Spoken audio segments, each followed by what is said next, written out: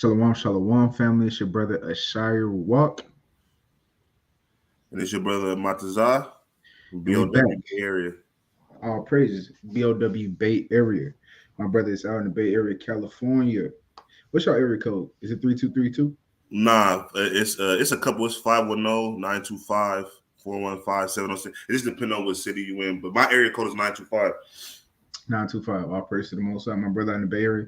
Y'all go subscribe to their channel, BOW Bay Area. Actually, let me get that real quick. Go subscribe to my brother's channel, man. We got more than it's more than one page with Believers of the Way. We got plenty of pages, plenty of brothers spread out all across the United States of America. All praises to the Most High, man. All praise. We've been growing, man. The last 3 years, we've seen exponential growth within our body. All praise to the Most High, giving us the increase. Bow Bay area. Here we go. Believers of the Way Bay Area.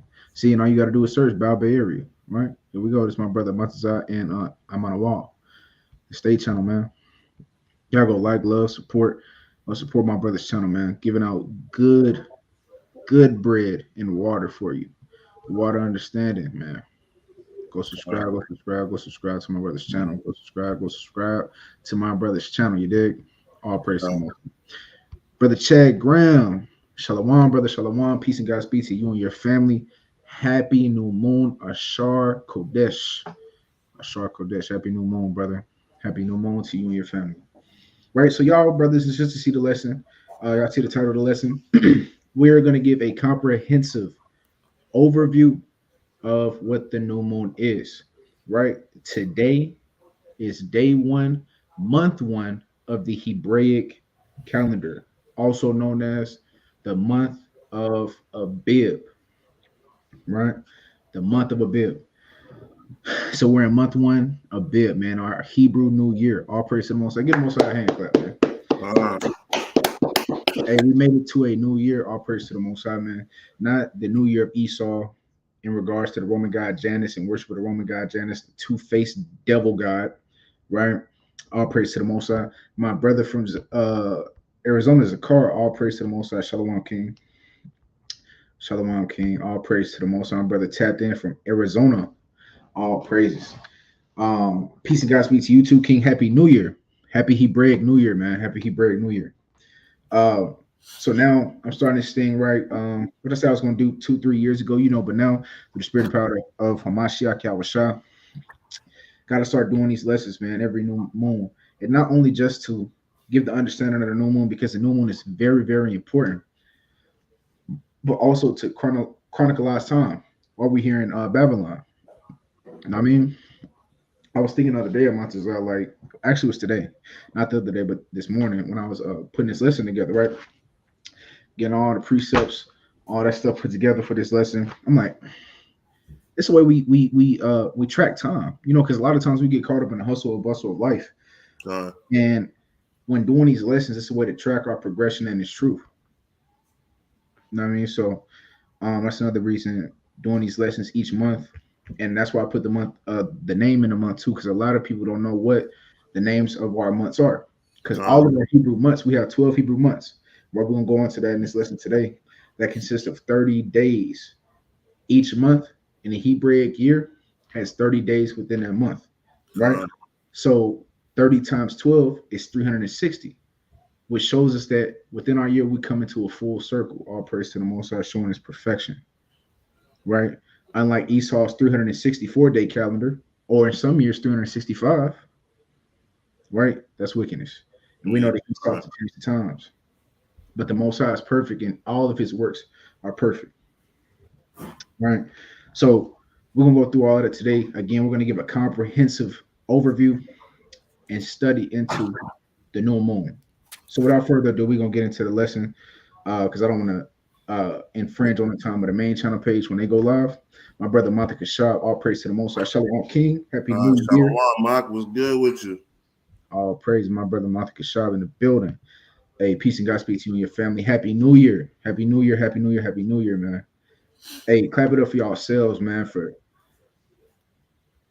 enduring enduring, man. We too often look over the attribute of endurance, man. It takes endurance to be in this truth, bro. It takes insane amount of endurance to go through this truth and go through day to days, knowing you have a big red target on your back that say wants you and wants your soul, man. So clap it up for yourself and your family for y'all making it through. The Lord kept us, man. He kept our minds. He kept our spirits. Um, he kept our us in really perfect peace. Right, and we're gonna talk about that a little bit too today. Right, but nevertheless, let's get into it. Let's start off with Nehemiah. Nehemiah, the prophet Nehemiah, chapter 8 and verse 8. Con. Nehemiah chapter 8 and verse 8. This is the book of Nehemiah, chapter 8 and verse 8. Uh-huh.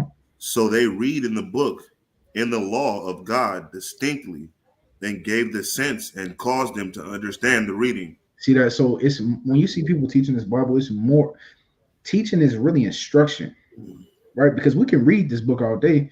There's how many Christians? Like 2 billion Christians? 2.56 2 point billion what? to be exact. 2.6 billion. 2.56 billion. 2.56 billion Christians. Yeah. 2.56 billion Christians, the water on this planet, and none of them understand the Bible because they're missing something. Their doctrine is incomplete. They don't give the sense on any of the scriptures. Read that one more time. Nehemiah 8 verse 8. God, this is Nehemiah chapter 8 and verse 8. So they read in the book, in the law of God distinctly. So we're reading out of the book of the law of God distinctly. Read. And gave the sense. So I'm elaborating and making this thing digestible. That's giving a sense. I read it to you, and then I help you understand the who, what, when, where, and why of what's going on here, so that you understand what you're reading. Read. God, and cause them to understand the reading. And we're causing you to understand the reading. That's how you're supposed to break these scriptures down. I'm supposed to take after you look at my lesson, you're supposed to when a lesson ends, you're supposed to look at your Bible and be like, wow, I understand what this is saying now. I get it. I'm edified. All praise to the Most High. Right? So again, just laying the foundation of what we're doing here because we're about to go into the Torah specifically to understand something in Torah, something that God commanded us to do while we are on this earth. Right? So now, new moon. Again, family, we're in month 1. This is month 1.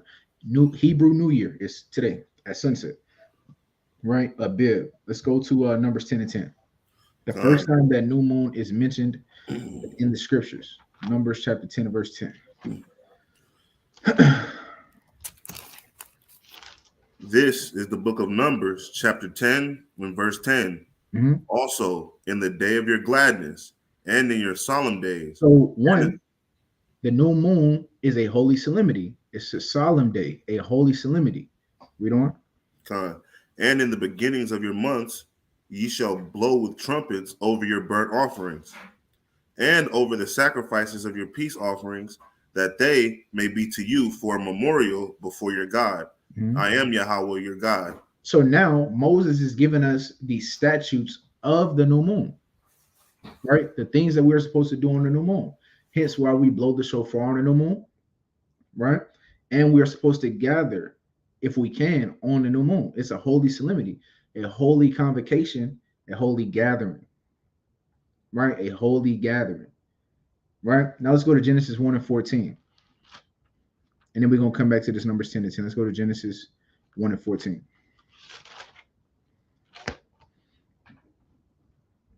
And we're going to read down to verse 15.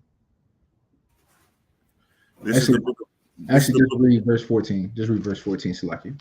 Okay, Khan. Mm-hmm. This is the book of Genesis, chapter 1 and verse 14. And God said, let there be lights in the firmament of heaven to divide the day from the night. Uh-huh. And let them be for signs and for seasons and for days and years. So that's what the celestial bodies in the sky, the sun, moon, and the stars are created for, right?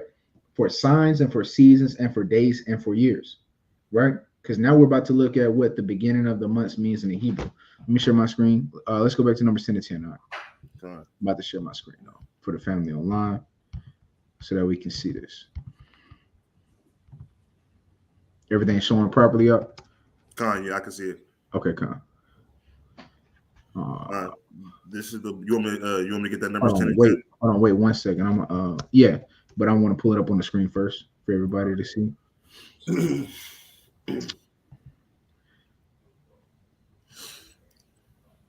Con. All right. Yep. Now read that numbers 10 and 10 again. God, this is the book of Numbers, chapter 10 and verse 10. Also, in the day of your gladness, and in your solemn days, and in the beginnings of your months. Okay, the beginnings of your months, right? So that word beginning of your months, that word month, translate to this word H2320 in the Hebrew, Chodesh. Strong's H2320. Chodesh. Chodesh. Chodesh, right? And what does that word Chodesh mean? Right? It literally means the new moon, month. The word Chodesh translates to moon, and moon translates to month. So when you see Chodesh in the scriptures, that's translated to moon, but in the Hebrew it means month.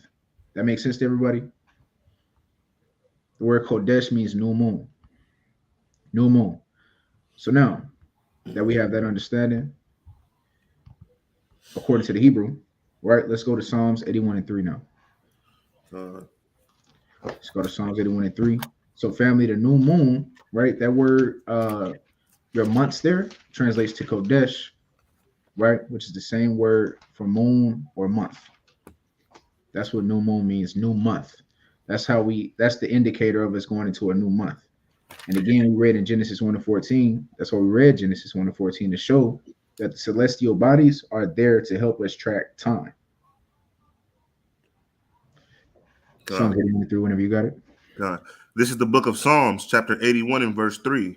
Blow up the trumpet in the new moon. In the new moon, right? We just read that in Numbers 10 and 10, that one of the statutes of the new moon is to blow the shofar trumpet. Read on. God. In the time appointed on our solemn feast day. See that? So again, now let me share my screen again to show this to y'all. Same word for new moon here that we saw in Numbers 10 and 10 for months. Beginning of your months.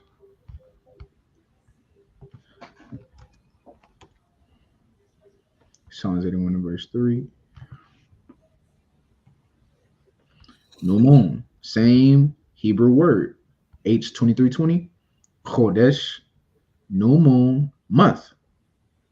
New moon month. So what we understand so far, family, is that the beginning of our months or the new moon is how we calculate that we have gone into a new Hebraic month. That is how we know. When we see the new moon, that's how we know that we are in a new Hebraic month. This Hebraic month happens to be month 1, Abib. Right? But nevertheless, that word new moon translates to Chodesh in the Hebrew, which means month. So this is how we know that we are in a new month. Drop a 7 in the chat if y'all follow me, family. I'm making sure I'm not losing y'all. I'm making sure I'm not losing anybody. The word Chodesh in the Hebrew means month, right? Which also translates to moon, because we know that the moon is what we use to calculate us going into a new month. Very simple. Very simple. We use the moon to track when we go into a new month. And when we're tracking our months, from there we can calculate our feast days. Right? So now let's go back to Numbers 10 to 10. Let's go back to Numbers 10 to 10. Follow me, family. Make sure y'all got y'all pen and pads out, taking notes on this. This is important information. This is salvation. The law is a matter of salvation. So you want to make sure you understand this information. This is Numbers 10 and 10. Also, in the day of your gladness. So that's one thing also to understand, Salaki King, about the new moon, is that this is a day of gladness. It's a day of partying. It's a party. It's a feast day. The root word of festival is feast, festivity. It's supposed to be festive. Read on. God. And in your solemn days. So that's what I want to hone in right there. A holy solemnity, right?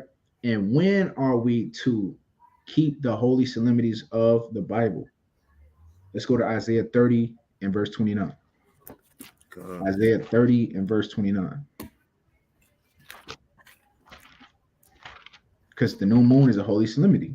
Because you have some brothers in Israel, right, that'll tell you to keep feasts in the morning time, which is absolute utter madness. God. So we have to break down these doctrines piece by piece, right? Isaiah 30 and 29 when you got it, King. This is the book of Isaiah, chapter 30 and verse 29. Ye shall have a song as in the night when a holy solemnity is kept. In the what?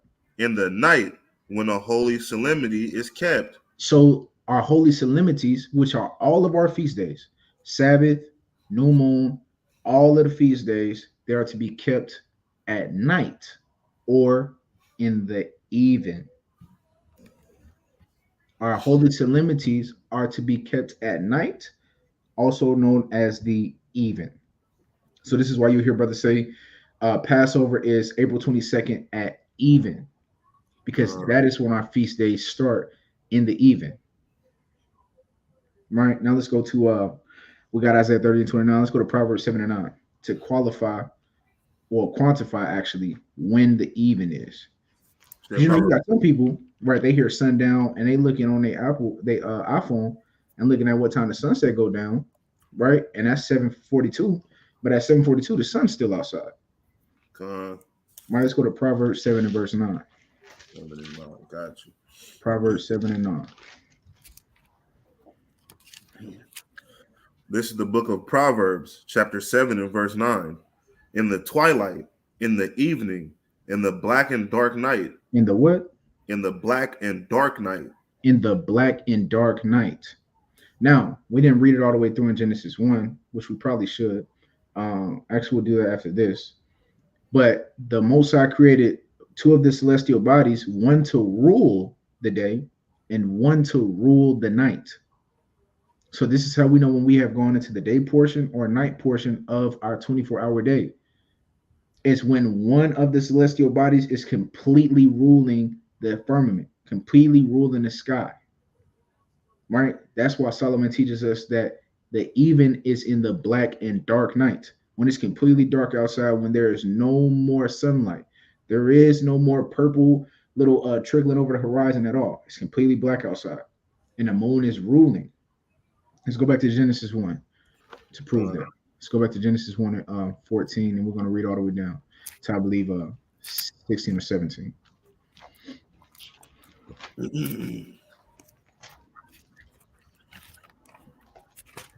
This is the book of Genesis, chapter 1, and verse 14. And it reads, And God said, Let there be lights in the firmament of heaven to divide the day from the night, and let them be for signs and for seasons and for days and years. And let them be for lights in the Salakia, and let them be for lights in the firmament of heaven to give light upon the earth. And it was so.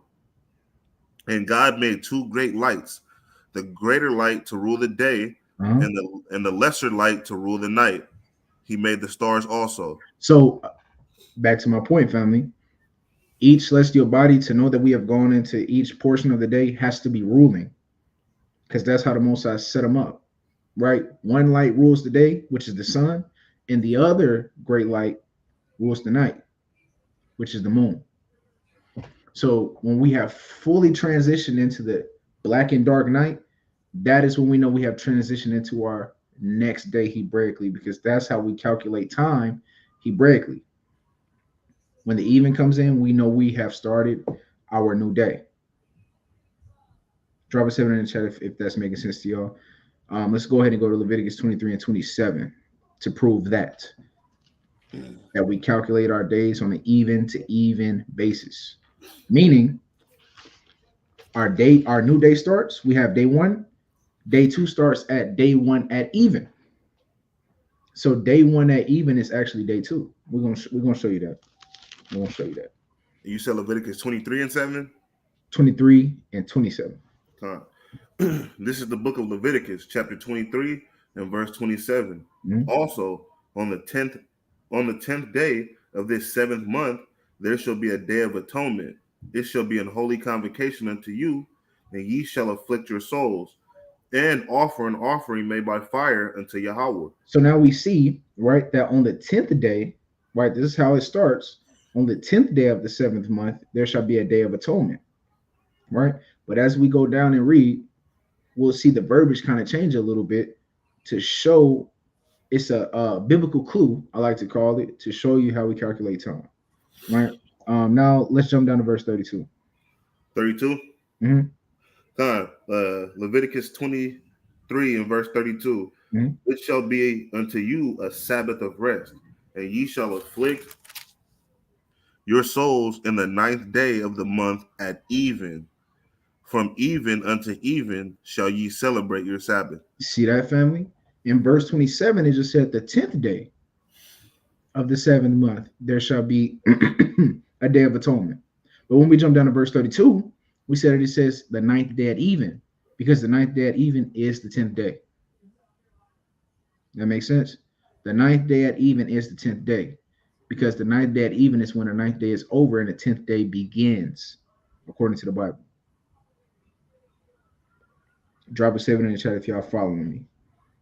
Drop a 7 in the chat if y'all follow me. If y'all don't, ask questions. Say, Shire, I don't understand, and we'll go back through it.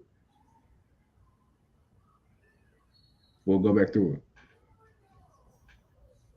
But nevertheless, we calculate our feast days and our days from even to even. We know we have started a new day when we have completely transitioned into the black and dark night.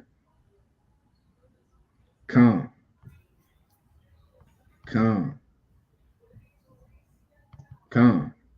Right? So it's from even to even that we calculate our feast days and our Sabbaths. Right? And the day. So we know we went into day 1, day 2, day 3, day 4, day 5, etc. when we have entered into the evening portion of that day, which is when the sun completely goes down. Right? So now let's go back to Numbers 10 and 10. Let's go back to Numbers 10 and 10. Now that we understand the solemnity portion and when we are to keep the new moon, which is at even. Right, let's go back to Numbers 10 and 10. This is the book of Numbers, chapter 10 and verse 10. Also, in the day of your gladness and in your solemn days and in the beginnings of your months, ye shall blow with the trumpets over your burnt offerings and over the sacrifices of your peace offerings, that they may be to you for a memorial before your God. I am Yahweh your God. Oh, praises. So now we already went over the days of our gladness. We went into it being a holy solemnity, right, which is to be kept at even. Right, we went over how the beginning of your months, how months translates to Chodesh, meaning moon. Right, moon and month are interchangeable. And now the other statute that is mentioned here is to blow the trumpet. Right, now blowing the trumpet Hebraically can mean a few different things, and that's what we're going to read now, understanding the trumpet portion of the new moon. Right, so now let's jump back to Numbers 10 and start at verse 1, and we're going to read all the way down to verse 7. This is the book of Numbers, chapter 10 from the top. And Yahweh spake unto Moses, saying, Make thee 2 trumpets of silver, of a whole piece shalt thou make them, that thou mayest use them for the calling of the assembly, and for the journeying of the camps. Right, so one reason the shofar could be blown is to call an assembly together. And one of the reasons an assembly would be getting called together was for what? To gather for feast days. A feast day, a gathering for the feast day. Right? So that is symbolic of us calling our nation together for a feast day. This is what we would have done in the ancient world. We would have men go out and blow the trumpets, whether for a trumpet of gathering an assembly. And we understand through the scriptures, right, that there would be a different way that they will blow the shofar, which we're about to read, for an alarm. But nevertheless, the reason being for the new moon is the gathering of the assembly to keep the feast. Right? Read on, verse 3. Verse 3. And when they shall blow with them, all the assembly shall assemble themselves to thee at the door of the tabernacle of the congregation. And if they blow but with one trumpet, then the princes, which are heads of the houses, which are heads of the thousands of Israel, shall gather themselves unto thee. When ye blow an alarm, then the camp that lie on the east parts shall go forward. Mm-hmm. When ye blow an alarm the second time, then the camps that lie on the south side shall take their journey. They shall blow an alarm for their journeys. Hold on, I want to demonstrate this, right? I want to give Israel a visual, right?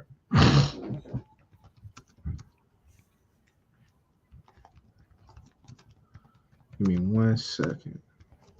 Just to kind of give y'all, kind of put y'all there. You know what I'm saying? Kind of put y'all in the scriptures. Kind of visualize what's going on here, right? Let me pull this up real quick. Let me find a good pic. I like this one right here. Oh man, I just want it to be enlarged a little bit. Okay, I guess this. No, I don't want that one. What I'm doing right now for y'all family is I'm pulling up a picture of how our camp was set up in the wilderness. Okay, yeah, here we go. All right, I'll use this one.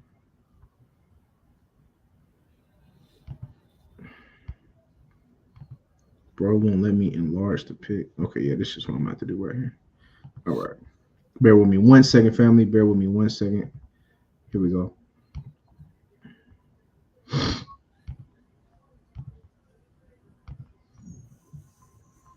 All right, here we go. Boom. Right, so this is what our camp would have looked like in Israel. Right, so we got the south side, that'd be Gad, Simeon, and Reuben. On the Salakia. Okay, yeah, this is better right here. All right. Drop this down. These ads be blowing me up. Right, so on the south side, we got Gad, Simeon, and Reuben. Right on the east side, we got Judah, Issachar, and Zebulun. On the north side, we got Dan, Asher, and Naphtali. And on the west side, we got Ephraim, Manasseh, and Benjamin. Right, now start from verse 5 again, just so we can kind of put ourselves in the wilderness and understand what will be happening when we're blowing these shofar alarms. Verse 5, when ye blow an alarm, then the camps that lie on the east parts shall go forward. Right, so then Judah, Issachar, and Zebulun, they would come when you blow it the first time. Right, read on. Verse 6, when ye blow an alarm the second time, then the camps that lie on the south side shall take their journey. Right, see that? Then Gad, Simeon, and Reuben would come forward. And this is cold right here, right? East side, south side, west side, north side. Don't that sound like Jake vernacular? God. Hey, I'm from the east side. I'm from the west side. I'm from the south side. Hey, we the children of the book now. And see, when you start putting yourself there and start understanding the way the scriptures are written, it's impossible to believe anybody else could be the people. Ain't no doubt about it. No doubt about it. Right. So now we didn't call the tribes from the south side. Right. Now let's go to verse 7. Verse 7. But when the congregation is to be gathered together, ye shall blow, but ye shall not sound an alarm. See, now that's where we understand that there's two different sounds that they will be blowing, one for an alarm and one just for the gathering of the people. Read. And the sons of Aaron, the priest, shall blow with the trumpets, and they shall be to you for an ordinance forever throughout your generations. Read on. And if ye go to war in your land against the enemy that oppresseth you, then ye shall blow an alarm with the trumpets, and ye shall be remembered before Yahweh your God, and ye shall be saved from your enemies. All praise to the Most High. See that? So we don't do these things for nothing, family. We don't do these things for nothing. We don't just blow the shofar on the new moon and the feast days because we like to hear it. I mean, I like the sound of a shofar. Like when I first learned how to do it, it was amazing. I was like, it was kind of like spiritual a little bit. Because crazy story, when I first bought my shofar, it came with like a play shofar that you could just blow into, like a party thing. Because I was like, bro, every time I blew in it, it just was air. I'm like, I gave up. I ain't gonna lie to you, I gave up on trying to blow that thing. Then one day, literally, I was just playing with it, trying to practice it. Then I got the most beautiful. Let me see if I can find that video real quick. I got like the most beautiful sound ever. It's on my YouTube actually. Let me find that real quick. And I got a nice shofar. Kind of find out. Got a nice shofar by the way it sounds. Here we go.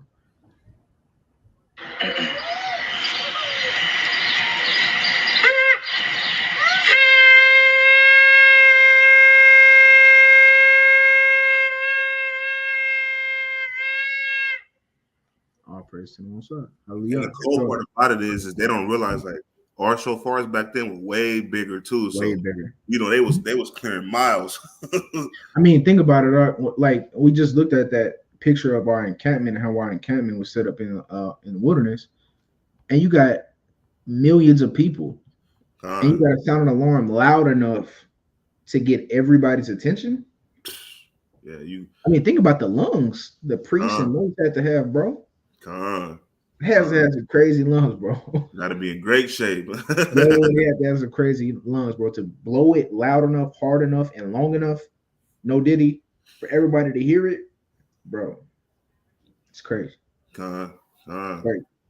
So all praise to the Most High. So we keep our holy solemnities in the even time, right? And new moon equals new month, right? Moon and month are synonymous with each other, right? Hey, that boy Zakar said, not smoking lungs. Right. They were not putting the branch to the nose. Now, next point. The new moon is a sign that we have entered into a new month Hebraically, right? Now, we're going to demonstrate that through the scriptures. Let's go to 1 Samuel chapter 20, and let's go to verse 24. 1 Samuel 20 and 24. Because we also have brothers in our nation, right, that teach that the new moon is not a day of the month. We've debated them on the main channel. We've debated brothers who completely exclude the new moon as a day of the month, right? We're going to show that to be a lie through the scriptures, right? So let's go to 1 Samuel chapter 20, start at verse 24, and we're going to read all the way down to verse 27. What we are showing now, family, is that the new moon is the first day of the month. Again, moon and month mean the same thing, right? The moon shows us what day of the month we're in and when we go into a new month, right? Once you start to understand the phases of the moon and track the phase of the moon, you can tell what day of the month you're in by tracking the moon phases. This is the book of 1 Samuel, chapter 20 and verse 24. So David hid himself in the field, and when the new moon was come, the king sat him down to eat meat, and the king sat upon his seat as at other times, even upon a seat by the wall. And Jonathan arose, and Abner sat by Saul's side, and David's place was empty. Nevertheless, Saul spake not anything that day, for he thought something hath befallen him. He is not clean. Surely he is not clean. Right, so this all happened on day one. Right, this is the new moon, day one of the new moon. We read that in verse 24. So David hid himself in the field, and when the new moon was come, the king sat down to eat meat. So all of these events that has happened, David hiding, Saul going to sit down, not seeing King David, this is all on the new moon. Now, verse 27 is the cold cut. Right, read verse 27. Verse 27. And it came to pass on the morrow, which was the second day of the month. Which was the what? Which was the second day of the month. No, the first day of the month. Which was the second day of the month. No, the transitional day. Which was the second day of the month. So we obviously see that the new moon counts as a day of the month.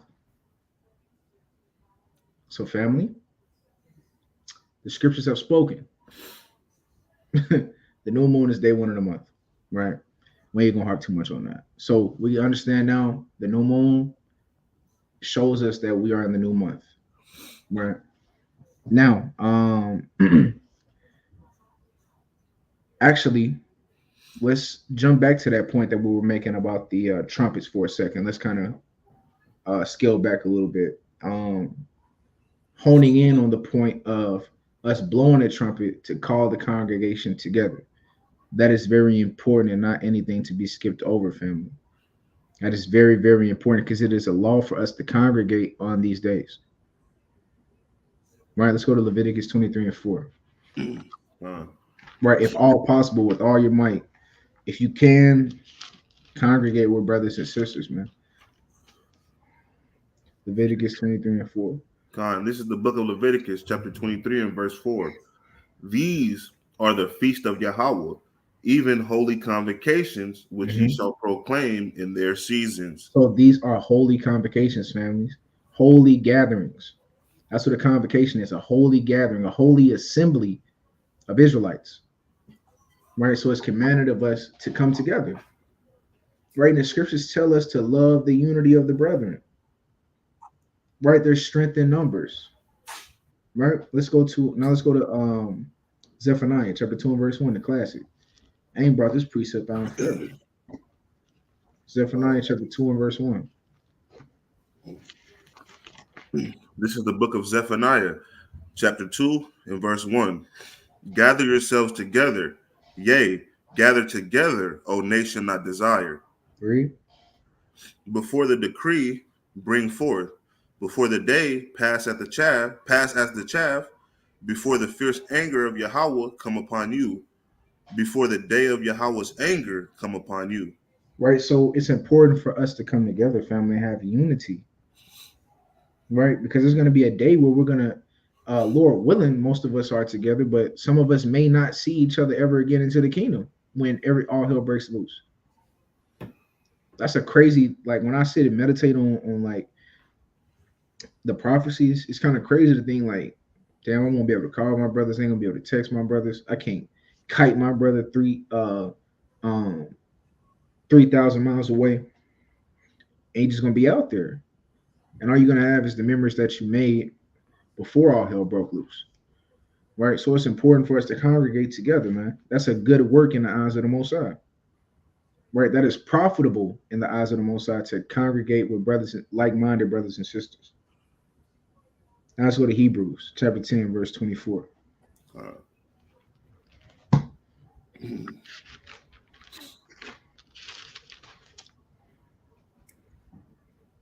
And read through 25. This is the book of Hebrews, chapter 10, and verse 24. And let us consider one another to provoke unto love and to good works, not forsaking the assembly of ourselves together. Not forsaking what? Not forsaking the assembly of ourselves together. The Lord doesn't want us to forget to assemble together. Read on. As the manner of some is, but the manner of some is, and we know those brothers and sisters, the keyboard warriors, the Hebrew individualites that we call them. Those brothers and sisters forsake the assembling of themselves together. The scriptures tell us not to do that. The scriptures exclusively and explicitly tell us, do not forget to congregate. Read on. But exhorting one another, and so much the more as ye see the day approaching. Right, and that's what we just read in Zephaniah 2 and 1. Right, the Lord told us to gather ourselves together as we see the day of the Lord approaching, before his fierce anger come upon this earth. Congregate.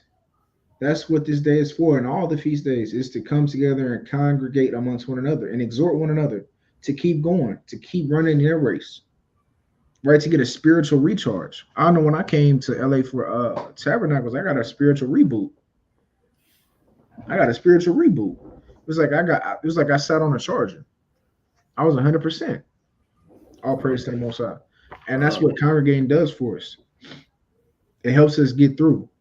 Right? All of us living in Babylon, and we hate it here. All of the wickedness and abominations that are committed in this land, all of the wicked and disgusting and detestable doctrines that we have to endure, that our ears have to endure hearing people, that our eyes have to see. When we come around like-minded people, it gives us that refresher to keep going. And keeps us accountable. And that's another side of exhortation. It's keeping one another accountable. How are you living? What's going on in your life, sis? And shout out to Mama Milka in the chat. Shalom, Mom.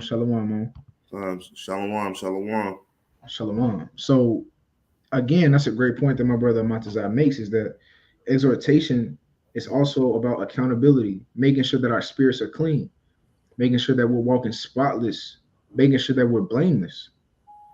That's a part of this. And that happens when we're around like-minded people because they understand the law. We're going to slightly deviate just for the point being made. Let's get Leviticus 19 and 17.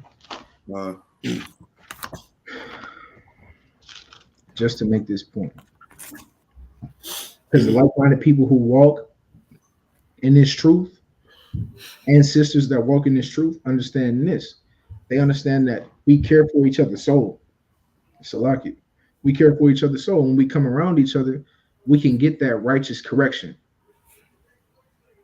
That sometimes when we're by ourselves, we can kind of start in our minds making up ways to pardon ourselves. Instead of getting corrected up front, we run a risk of falling into the hands of the living God if we're not strong enough to check our own selves. Right? Read that when you got it. This is the book of Leviticus, chapter 19 and verse 17. Mm-hmm. Thou shalt not hate thy brother in thine heart. Thou shalt in any wise rebuke thy neighbor and not suffer sin upon him. See that? So that's what like-minded brothers and sisters will understand about this truth in this world. When we're coming together, it's not only a time for love and replenishment of our spirits, but also correction, right? That's a part of exhortation. How you doing, sis? What's going on? Have you been struggling with anything? Well, yes, sis. I feel okay. Boom. This is what the scriptures say. We got to get that right. We got to repent and get that thing right. Brother, what's going on with you? Your family okay? I've been going through with my wife, and then not even knowing that when you come into those environments, it gets everybody's spirit. It's something funny about keeping the commandments and then being around other people who keep the commandments that just make you kind of straighten up.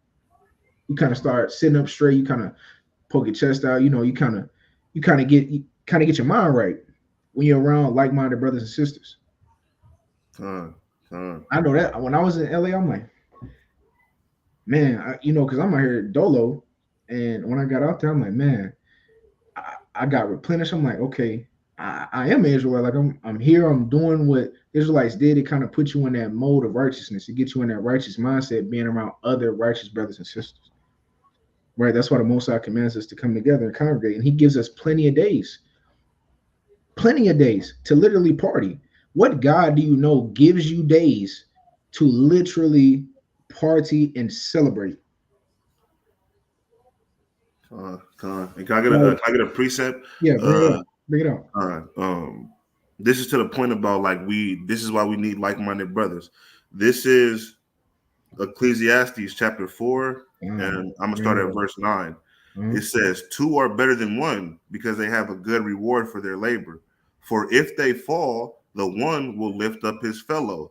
But woe to him that is alone when he falleth, for he hath not another to help him up. This is why it's key that we congregate. You know what I mean? Because when we going through tough times, we're supposed to be able to look to our brothers for help, encouragement, keeping us accountable, advice, counsel. All those things play a part in this walk that we have. You know what I'm saying? And like you said, trying to complete this race. You know what I mean? So congregation is key. And it very much is. So, and I'm gonna land there. It's a great point. That's a great point. Just driving that point home of that exhortation from one another, that we're lifting each other back up. When we fall and we getting weak in the spirit, when we get around other righteous brothers and sisters, it's like actually, let's get a precept. This is exactly what it is. When 2 or 3 are gathered together. That's exactly what it is. That's Matthew 18 and 20. Bring that up. This is what's happening, family, when we congregate, especially in righteousness. It feels great. Like when I was a Christian growing up and I was doing Christmas and Easter and all that, I had plenty of people around me. Family would come down from out of town. Church members in the house. We got plenty of food. We got music, drink, whatever. Cousins around. We kicking it, but it never felt right to me personally. Like I always knew there was something wrong with what I was doing. Even as a child, I'm like, I don't see how this has anything to do with Jesus Christ. Like, I don't know, what does Santa have to do with Jesus? And now looking back on it, I understand like my spirit was I never felt fulfilled doing those things. Even though I got all the presents, I got nice presents growing up, got nice Easter baskets growing up. It was something in my spirit that just did not resonate with doing those pagan holidays. It just didn't. But now in righteousness, knowing I'm doing this thing in righteous and knowing that Christ is literally, his spirit is in the midst of that, it hit different, right? Bring it out. This is the book of Matthew, chapter 18 and verse 20. For where 2 or 3 are gathered together in my name, there am I in the midst of them. Ooh, hey, when 2 or 3 are gathered together in the name of YHWH HaMashiach, he's in the midst of us. That's something to celebrate in itself. That's something to celebrate in itself, that on a feast day, all brothers and sisters are all in unity under the banner of Yahweh B'Shem Yahushua, and knowing that his spirit is flowing through our congregation. Even when we hear on this StreamYard platform, we got 6 people in the house right now. Yahweh Shai is in the midst. Yahweh Shai is in the midst. We got more than 2 and 3 gathered together in the name of Mashiach Yahweh Shai on his new moon that he created for us. All praise to the Most High. Right now, coming back to the new moon. Right now, we're going to demonstrate that there's 12 months in our year. Right, that's what the 1 Kings chapter 4 and verse 7. Right, so just for the family that may have came in a little bit later, I don't know if you've been here all this whole time, Mama Milka, but we went over how we know the new moon is a new month, right? Chodesh meaning month or moon, right? And how that is the first day of a Hebraic month. Right, we went over how this today, April 8th at sundown, is Abib. It is the beginning of Abib, right? The first month in the Hebraic calendar, right? We also went over that the new moon is a holy solemnity, and the holy solemnities are to be kept at even, right? In the black and dark night, when the sun has completely set, where you can no longer see any light in the sky, it's black and dark with the moon ruling the sky, right? And we also went over even to even, showing that we keep our days, Sabbaths, and feast days from even unto even, right? And we also went over the blowing of the shofar and what the blowing of the shofar represents as far as new moon goes, and we went into other representations of what the blowing of the shofar could represent, whether it be calling of the assembly, setting off an alarm of war, etc. And we went over to the congregational aspect of the new moon and why we are to congregate and the importance of congregation on the Lord's feast days. Right. Now we're going to show that there's 12 months in a year. 1 Kings 4 and verse 7. Yeah. Khan, this is the book of 1 Kings, chapter 4. Really slow, really slow. Okay, Khan. And Solomon had 12 officers. Well, so Solomon had 12 officers.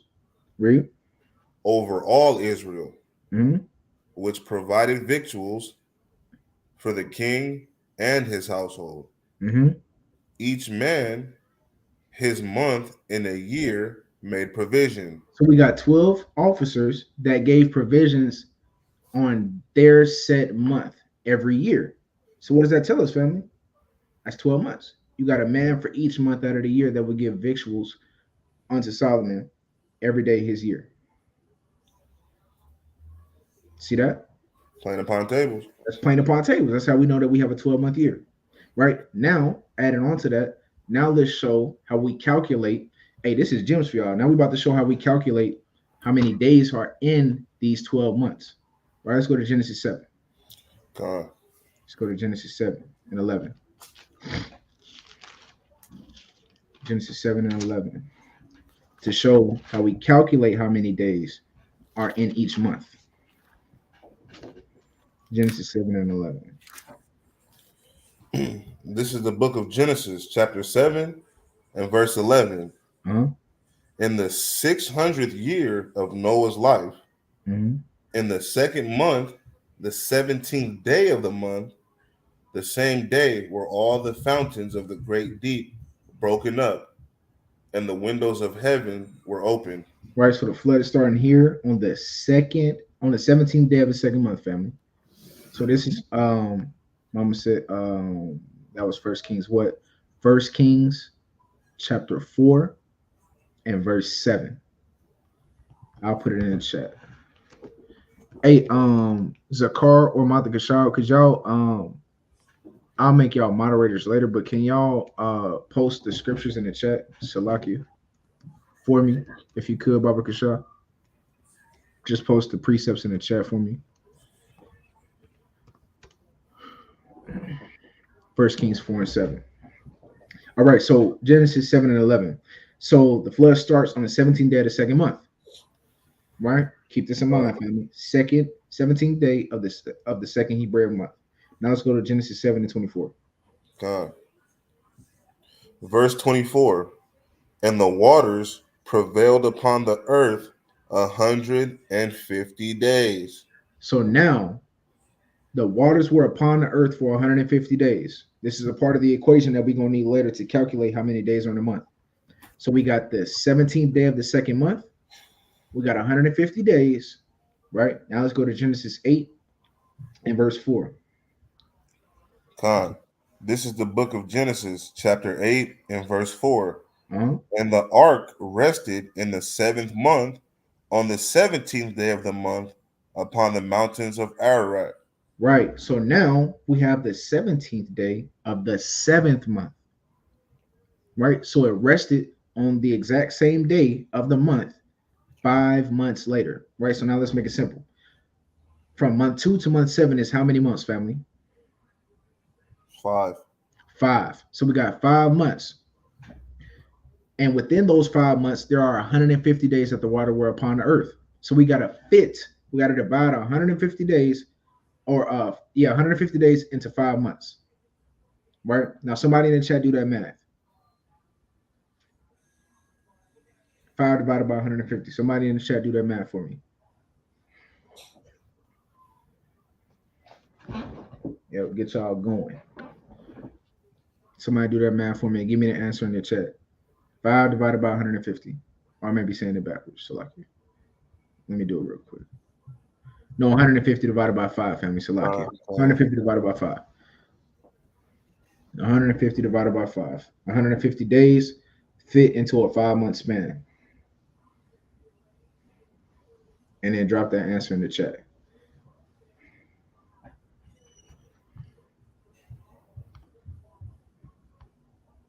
$30.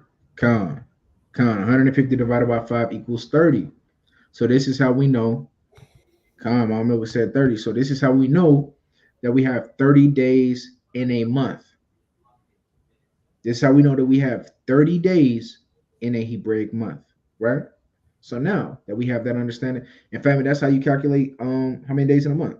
So that's the formula for it. Genesis 7 and 11, Genesis 7 and 24, and Genesis 8 and 4. Use those precepts. Brother Chad, 30. Use those precepts to calculate how many days are in a Hebraic month, right? Which is 30 days. So now that we understand that we have 12 months in a Hebraic year, and we have 30 days in each of those 12 months, when we multiply 30 times 12, that gives us 360, right? Which is beautiful. All praise to the Most High, showing the perfection of the Most High, that our year comes in a full circle. A full circle. All praise to the Most High. Unlike Esau, where he had some days, some years, one of his months may be 29 days. The next year it'll be 30 days. The next year it'll be 28 days. They got a leap year system where at the end of the year, the days actually add up to what, 364 days and some change? 366, because it's usually 365. Yeah. Say it one more time, Mark. I said it's usually 365, but if you count the leap year day, which they add another day to February, it's 366. 366. Now, what kind of madness is that? That's madness. But nevertheless, the Most High is perfect, right? So the Most High gave us 12 Hebraic months that consist of 30 Hebraic days, which gives us a 360-day year. All praise to the Most High. Drop a 7 in the chat if y'all following me, family. We got 12 months in a Hebraic year. Those 12 months consist of 30 Hebraic days, which gives us a 360-day Hebraic year.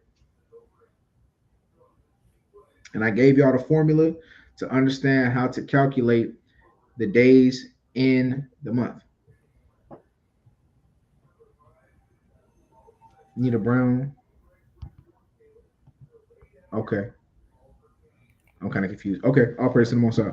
Right now, now we're going to demonstrate. We have some brothers in our nation again right? And we have to cast down these fallacies, these scriptural fallacies that believe that the full moon, when the moon is fully illuminated, is the new moon.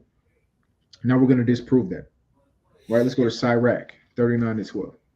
We're going to disprove emphatically that the full moon is the new moon.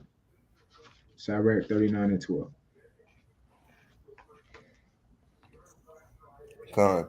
This is the book of Sirach, chapter 39 and verse 12. Yet have I more to say, which I have thought upon, for I am filled as the moon at the full. So Sirach is saying I'm full as the moon at the full. So I'm full like a full moon. And when your stomach is full, it's full of things. It's not empty, right? We're going to quantify that statement with this next precept, right? Exactly what he's saying. Let's go to Sirach 50 and verse 6. Right, because a brother can flip, twist, and reverse that scripture and say, well, the new moon is full too, full of darkness. See that? See how brothers being simple, but nevertheless, this is the major cutter right here, jugular. Sirach 50 and 6. This is the book of Sirach, chapter 50 and verse 6. He was as the morning star in the midst of a cloud. So when a star is in a cloud, is it dark or is it bright? It's dark. When a star is in a cloud? No, in the cloud, no, it's bright. It's bright. Bright. When a star is in the cloud, it's bright. Kind of like this ring light right here. It's bright. You can see when the sun is, even if it's an overcast, it's still brightness outside. Right? Read on. In the midst of a cloud, and as the moon at the full. Close the book up. Close the book up, we're done. So the full moon is when the moon is fully illuminated. The new moon and when it's darkness. Remember, family, that darkness was here first and then light came. Let's prove that. Let's go to Genesis 1. And remember, family, that's how when you see the full moon, that's how you know you're halfway through the month. Great point. And that's what I said earlier, family. When you, and I kind of encourage brothers and sisters to do that, to get back into our ancient bag. Like, buy you a telescope. Start tracking the days. You get more in tune with nature doing it that way. You know, we so caught up in this. This does everything for us. When it got lazy. You know what I mean? Get you a telescope, go out there and look. And like the brother Montezai said, from the new moon, which is day 1 of the month, to day 15, every single month on day 15, it will be a full moon. Every single day. And then 15 days later is when we have our next what? New moon. New moon. What do we read in Genesis 1 to 14? What are the bodies in heaven given us for? So for signs, for days, weeks, months. Yes, it lets you know all of that. You know, and remember, that's your 30-day cycle. New moon 1, full moon 15, then it goes 15 days later back to new moon, which starts day 1 of the new month. It's really that simple. It's that simple, right? So there you go. It's given to us to calculate time. All praise to the Most High. Now let's get real quick Genesis 1 and verse 2 and read through 3.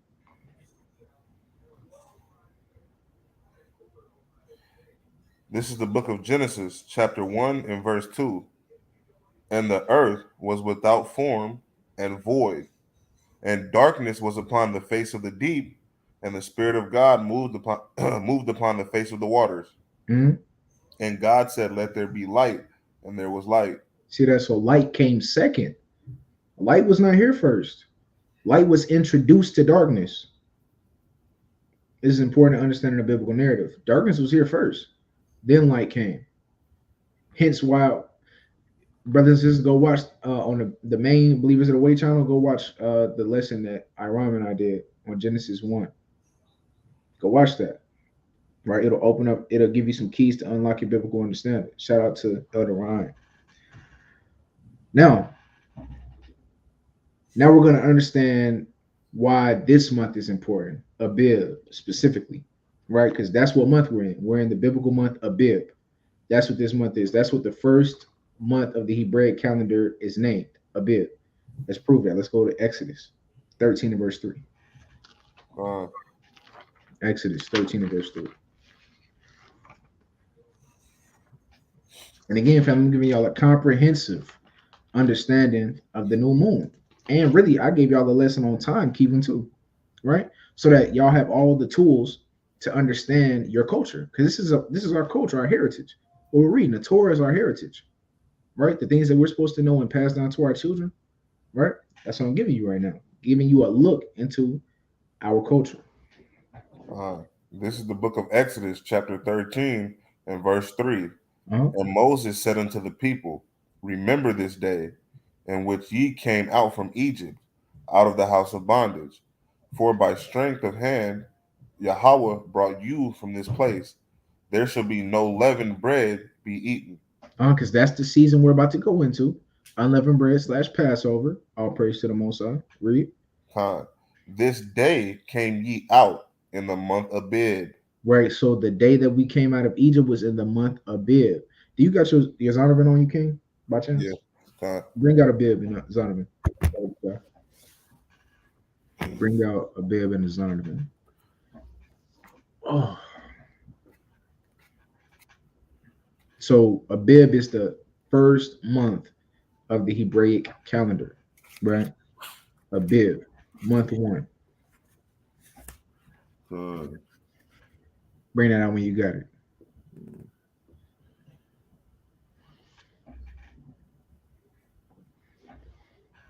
And drop a 7 if y'all following me so far, family. If y'all understand, the full moon is not the new moon. This is the definition of the word Abib in the Zondervan Bible Dictionary. It says the pre-exilic name for the first month of the year. See that? So that's the pre-exilic name. Why it says pre-exilic? Because it's before we got exiled from the land and sent into the Babylonian captivity. That's what we called it first.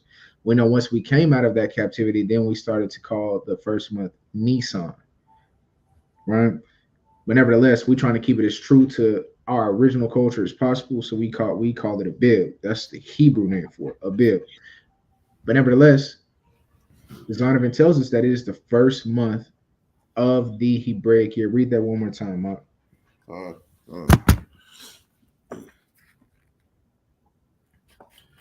The definition of the word Abib, the pre-exilic name for the first month of the year. Read on. After the exile, the name was changed to Nisan. It fell about the time of our March and early April. See that? So it can fall between March and early April because it depends on the. I saw a brother, he was trying to say that the seasons don't matter, but it does. Because if it didn't, then it would be one set month that it could come in on. But it depends on when the spring season comes in. And matter of fact, I got a precept for that too, just to show you that the season does matter. Bring it up. This is the book of Leviticus 23:4, and we read this earlier. It says, these are the feast of Yahweh, even holy convocations, which ye shall proclaim in their seasons. So again, the seasons do matter. I mean, they was trying to hone in on the word equinox and how it means equal part of the day. But the spring equinox is the Salakia. I'm having a brain fart on the word I'm going to use. It's what tells us that the new season has come, right? Because Rata, he made many lessons on this, but he made a great point. In the South, we get 4 full seasons. We get a summer, we get a spring, a summer, a fall, and a winter. In LA, they don't get that. They may get a fall, but majority of the year is straight summer. Yeah. So they have to rely on the celestial bodies, the stars, right? Let's go back to Genesis 1:14 real quick. All right, they have to rely on the stars to tell them when they go into a new season because they don't get different seasons. That's why this is important, right? Genesis 1:14 again. This is the book of Genesis, chapter 1 and verse 14. And God said, let there be lights in the firmament of heaven to divide the day from the night, and let them be for signs and for seasons. And for what? And for seasons. So sometimes we have to use the sky to tell us what season we're in. Because in some places in the United States or some places in the earth, you don't get all 4 seasons. Sometimes you only get 1. If you live in a desert, you got 2 seasons pretty much. In the morning, it's hot as hell, and at night, it's cold as hell. You don't get a spring, summer, winter, and fall. And think about this in Alaska, right? And I'm paraphrasing on this, but half of the year, the majority of the time is dark, and then half of the year, majority of the time it's light. You see what I'm saying? So like it's thrown off over there. You know what I mean? So, but this is why we have to pay attention. This is why paying attention to, the basically the celestial bodies will help you kind of regulate your days. Exactly. And that's what the Most High gave them to us for. But the seasons are important. And that's why I want him to read that part in the Zondervan Compact Bible Dictionary, because it can fall between March or April, because it depends upon when the spring season comes in. That's when you begin to calculate your new moon, right? We had a double Adar this year, right? Because the new moon that came in March was before March 20th. Let me fact check exactly what day the new moon came in March.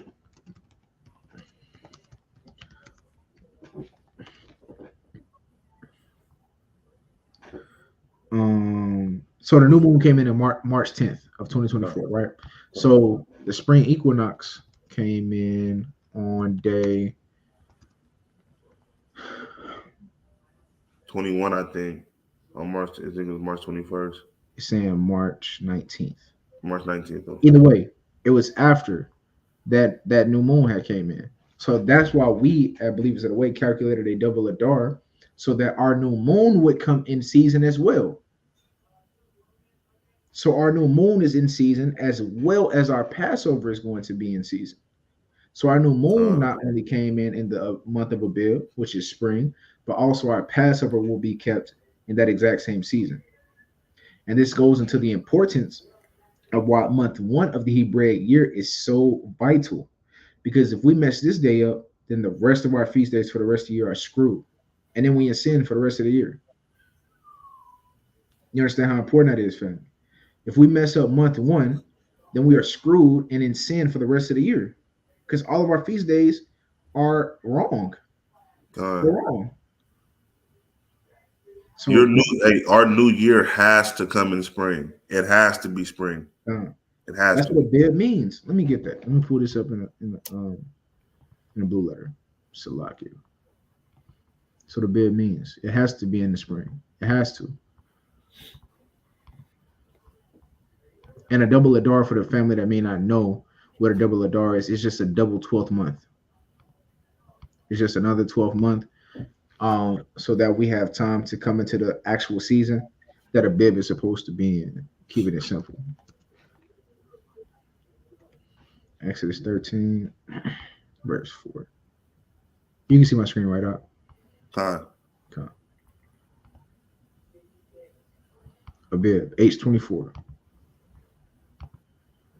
Strong's H24. Aviv. Hey, Amalek with his wicked Yiddish. Abib. Right? And it says green, i.e. a young ear of grain, hence the name of the month of Abib or Nisan, Abib, ear green. Right? Fresh young ears. Why is it saying fresh young ears or green? Because it's talking about the budding of the plants. Because remember, Israelites had an agricultural society. So most of the scriptures are written from an agricultural theme, right? So Abib, we would know that it's Abib when the green ears of corn start to grow and start to bud. That's how we know we're going into a new season, as well as other things. Like in the South, we get really crazy pollen. Like you can walk outside one morning and your car is green from pollen. I have really bad allergies. I have terrible allergies. I'm tore up. I have to stay on 24-hour Claritin the whole spring season, or else I'm through. That's also a sign, you're in the spring season. Because I know every year, like clockwork, my eyes start itching, my nose get to itching, the back of my throat get to itching, and I sneeze hard. I'm like, oh man, it's spring. My allergies toe up. I'm toe up already. Can barely talk. Right, but nevertheless, every place in the United States is not like that. So they can't rely on that to tell them when they're in the spring season. So they have to use the stars, the sun, the moon, and the stars to calculate what season we're in. So the month of Bib is very important. Otherwise, like I said, we in sin for the rest of the year, family. So brothers who are soldiers like Zakar, Mata Gashav, and been in the class, Amantazah, when we was doing the calendar, bro, that's a stressful time because you got to make sure it's right. It took us about 4 weeks to get It took us a whole month to get the calendar that you brothers and sisters have on our community page. A full month. A full month to do that because it's tedious. And there's so much counsel going back and forth on times and when a new moon come in and when a feast day come in and make sure they're in season and calculating the seasons right. It's tedious. It's tedious. It's a tedious job, family. And we ain't even gonna talk about what time in the day the new moon actually comes in. That's where it becomes real complicated. So yeah, all those things are key factors in calculating your days, calculating your months. Yeah. So it's but we got it done though. All praises to the Most High. So facts. And Mama Milka just sent me an interesting text. She said that the Hebrews in Africa, their seasons come in at different times than ours. That's okay. Yeah, absolutely. That's okay as long as it's within the season. If it's in spring season over there, all praise, they did it right. We have a different times. That's why we got time zones and etc. And this goes into a whole other topic of round earth, flat earth. But as long as they're doing it in season, if it's in spring, it is what it is. Then they did it right. All praise to the Most High. If their new moon came in when their spring equinox came, when it was springtime where they are, and they calculated that new moon then, they good to go. They're green. Yeah, so we understand that time is different on the eastern side of the world. So as long as they're doing it according to the scriptures, though, when their seasons come in, that's when it's time for them to keep theirs. When our seasons come in, it's when it's time for us to keep ours. Yeah, you gotta think about it. Like out there, their hours are way ahead of ours, way ahead of ours. So, she said they be bashing us, some Bantu Israelites, because their season had already came. Well, that would be ignorant. I won't even say ignorant. It's stupid to bash us because we got two different times that our seasons come in. So we're supposed to keep what's the crazy part? Like, yeah, exactly. And what's so crazy about it is like they don't realize here in Babylon, there's 3 different time zones. Right. You see what I'm saying? Like 4. Yeah, 4. Yeah, because that so-called daylight saving time. Yeah. That's what equals us with like Arizona and states like that. But like as far as like the others, like the Midwest and the East Coast, is like it's 2 and 3 hours ahead. So like you guys would be in y'all Shabbat a whole 3 hours ahead of us because you got the sun had already went down over there. So you know what I mean? Like people have to remember that. You know what I'm saying? Like so it's like people bash, but it's like you're not over here, so you wouldn't even know. You know what I'm saying? Like you wouldn't even know. So. You on a whole other side of the planet, dog. Hey, what sense do it make for me to keep my time based on yours when we're on 2 different times? Like think about that, like family. Think about what you said. You're on the whole other side of the planet, not the country, not the state, the planet. Yeah, a whole different side of the earth, bro. Ahmad Azar, what you was telling me earlier? Listen to how you sound. Yeah. Listen to how. So, and you can tell people don't be doing that. Like sometimes when you get to talking, bro, listen to how you sound, and you tell me it doesn't make sense. Hey, I want you to say it out loud before you say it to me. Yeah. Recite that to yourself before you go. For real. Nah. Say it to yourself first out loud because stuff sounds different in our head than when it come out our mouth. Say it to yourself in the mirror, and if it sound good, then bring it to me. Yeah, because they don't even realize, like Lord willing, we see the kingdom, right? When we go back to Jerusalem, people don't even realize, like I don't think a lot of people realize how the moon looks when you're in Jerusalem. It's fat, bro. It's huge. Can you pull up a picture of that? Yeah. For sure. It's huge. And this is why our ancestors were so effective at keeping the feast days because it's literally right there. Like, you know what I mean? Like, it's crazy too. That's what it's because look how much we fumbled being wicked. You know what I mean? And when you see this picture, like a lot of people are going to be amazed because a lot of people probably don't know. Like the moon literally, like it's right on top of Jerusalem. Just watch. Facts. It's a good one right here. Hold on, let me go to this page. Okay, here we go. Yeah. Share my screen real quick. Yeah, man. And this goes back to like the Sanhedrin, right? The Sanhedrin was a sect of Hebrews that believed they had to visually every single day go to the top of a mountain and look for the moon. But nevertheless, this is why, because the moon looks like this in Israel. Look at that. Look at that. The moon don't look like that over here in Babylon. Absolutely not. It doesn't. You see what I mean? So our ancestors were way more effective at keeping the feast days because the moon was literally right there for them. You see what I mean? So of course their time is going to be different over there. You see what I mean? Because the moon is literally right there. You know, and but that's why Jerusalem is the holy land. You know what I'm saying? Like just look at the benefits we have being in our homeland. It's a fact. That is a fact. But other than that, I mean, still, we're on two completely different times. But you're a day ahead of me, brother. Literally, literally, You're a literally. day ahead of a day ahead of. It's daytime over there right now. It's daytime in Africa right now. Right now, Come on, bro. y'all new moon started yesterday. Come on, bro. It was yesterday. Y'all have already been through it, and that's kind of trippy thinking about time travel. Yeah, It's kind of trippy. Ain't gonna lie, but that's neither here nor there. Because when I left here and got to LA, because you know LA is 3 hours behind. I'm 3 hours ahead of y'all. And when I got there, I was like, bro, I just traveled back in time 3 hours. I just got 3 hours of my life back. It's crazy. But did I really? Did I really? Right, but no, like for real, like when you start to break down things like that, you know what I mean? Like it's crazy how the world, like the earth works. You know what I mean? It's crazy how it works. You know, so you know that it's just an ignorant comment when you really break down the facts. Like, let's talk about this in context. Like you live on the other side of the earth, bro. You have no business bashing nobody over here, especially when the scriptures even say Yahawashi has to reconcile us on a lot of things. On a lot of things, bro. You gotta rectify a lot of issues that we have right now.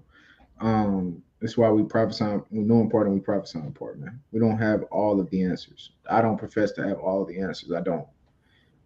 But I hold and keep what the Most High and Yahawashi have left to me.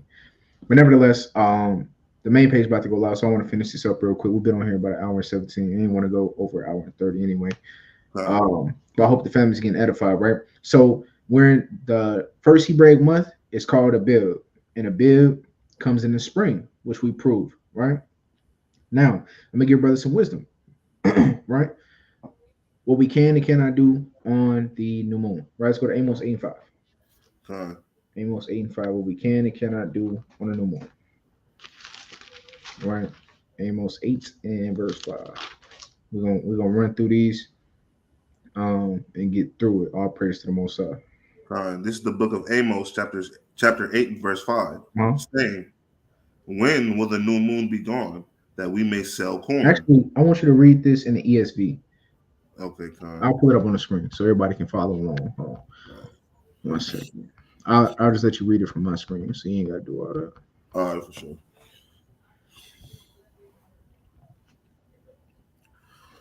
Actually, Bible Gateway.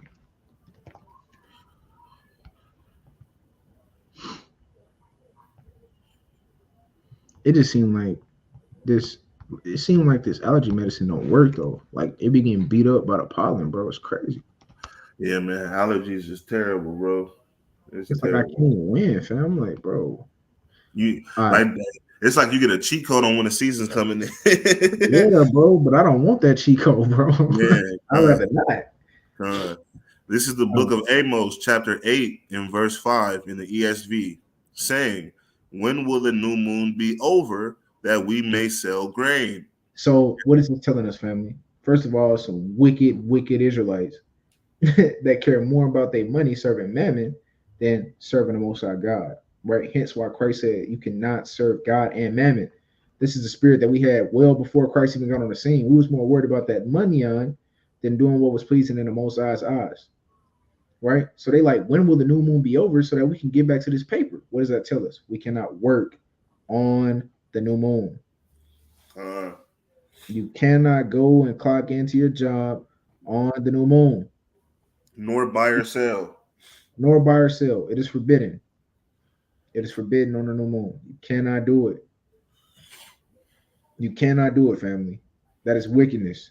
You cannot work by ourselves on the new moon.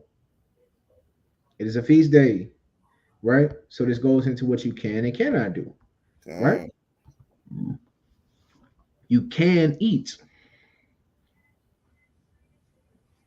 You can eat. That's what a feast day is for, is to eat. Right? Now give me Exodus 12 and 14. To this point, you can't eat. You're supposed to cook a nice big meal.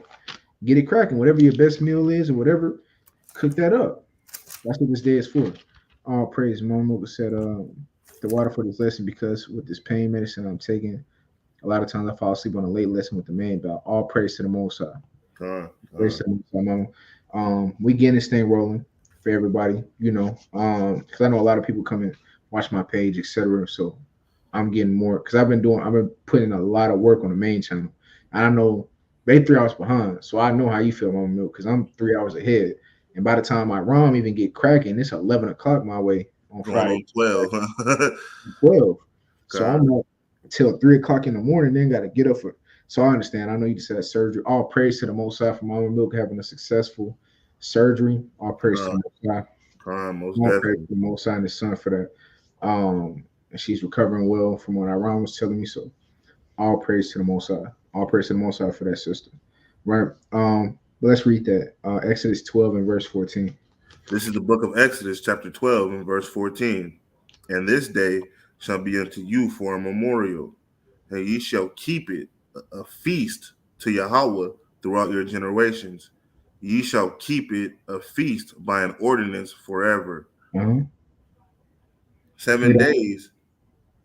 7 days shall ye eat unleavened bread. Even the first day ye shall put away leaven out of your houses. For whosoever eateth leavened bread from the first day until the 7th day, that soul shall be cut off from Israel. Weird.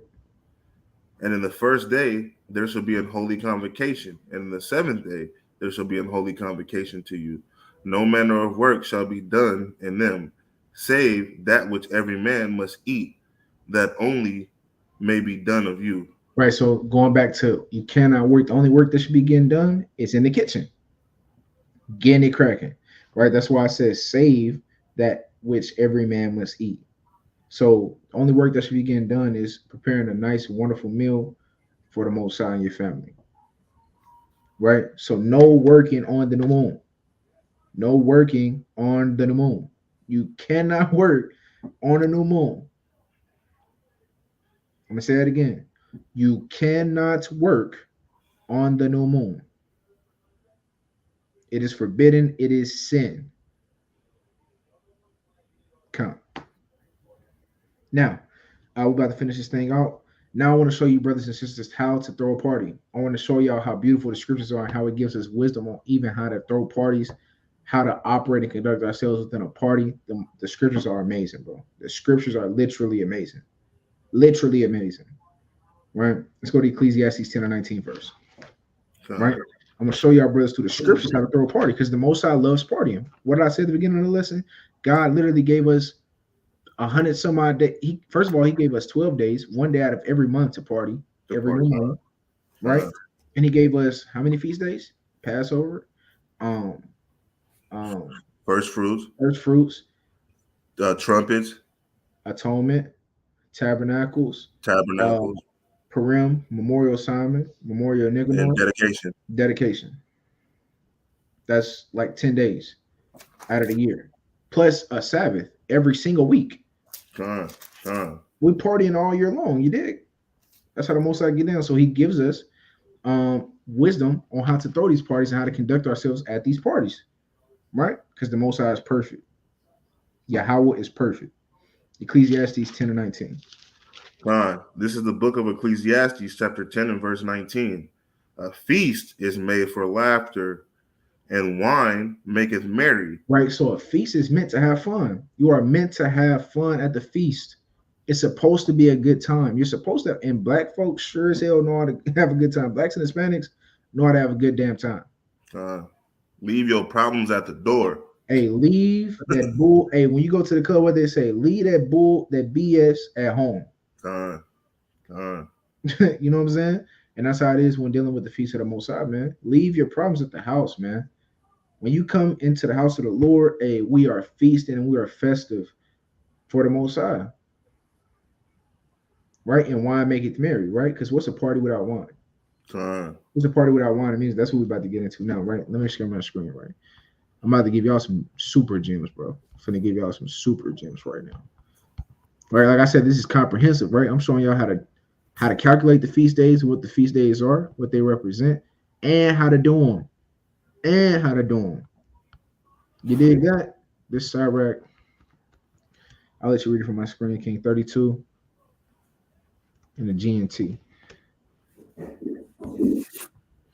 We're gonna start at verse 1, right? The Sirach 32 and 1 out of the GNT. This is the book of Sirach, chapter 32, from the top. If you are chosen to preside at a banquet, don't put on don't put on airs. So don't put don't put on airs. So what's that saying is don't act like you better than everybody else. Just be like everybody else. You know what I'm saying? You ever been to that party with a brother being extra out or the sister being extra out, like everything is about them because they throwing a party? But nobody want to be at that party. We don't. Just be like everyone else. Hey, just be like everybody else. Just chill. Just chill. Right? The Most High giving you wisdom. Read on. Look after the guest before you sit down. Hey, everybody loves a good host, right? Everybody love a good party host. Hey, everybody good. Y'all need drinks. Y'all need food. Y'all need snacks. Music good enough. Music loud. Somebody want to hold the ox. Everybody loves that party thrower. The one that makes sure everybody is good. That's what the Most High, bro, this is amazing. The Most High is giving you wisdom on how to throw a party. The Most High is giving you wisdom on how to throw a party and how to be successful at it. Read on verse 2. After you have performed your duties, you can sit down and enjoy yourself with the others. They will respect you for doing a good job. Hey, then you're gonna get everybody respect. Hey man, you throw a damn good party, bro. You throw a damn good party. This is fire. The music good, I'm feeling good, the food good, the drinks rolling, everybody having a good time. It's in righteousness. Ain't nobody got malicious intent in here. Hey man, you've done well. And I feel good on the inside because when you throw a party, it's a lot of anxiety that go into that. Like you got all these people coming over into your space, and you want to make sure everybody feel good when they're in there and when they leave. Like that's a heavy burden. Hey, but the Most High giving you the keys, and this goes into preparing the feast days, which we're going over today. The new moon, which is one of the feast days, but this applies to all of them. Using this wisdom is going to get you respect from the people who are there at your feast. Right? Read on verse 3. We're going to get through this thing. Verse 3. If you are older than most of the guests, you may talk. That is your right. But you should know what you are talking about and not interrupt the music. And not what? And not interrupt the music. Hey, the Most High is so real, bro. Hey, you know that brother, everybody know that brother and sister that just can't shut up. You know, it's a hard song playing, everybody just vibing, and you just got to say something. Right. You just got to be the one to say something. Wanting to be heard. Just want to be heard. Just want to hear yourself talk, bro. And now you got everybody irritated. Bro, we trying to vibe and you talking about what happened to you yesterday at work. Bro, nobody cares, brother. Right? But this is also going into wisdom right now. Yeah, exactly. It's going into wisdom though. Like if you older, of course you got something saying. People are more inclined to listen to you due to your experience or your perceived experience, I should say, due to your age. Right? So this is wisdom right here. But the Most High telling you, hey, if everybody having a good time, bro, just vibe, bro. Just vibe. Everybody hates that party pooper that just got it. Just a vibe killer. Everybody hates the vibe killer. The Most High is warning you against being a vibe killer. Right? Read on verse 4. If entertainment is being provided, don't keep up a steady conversation.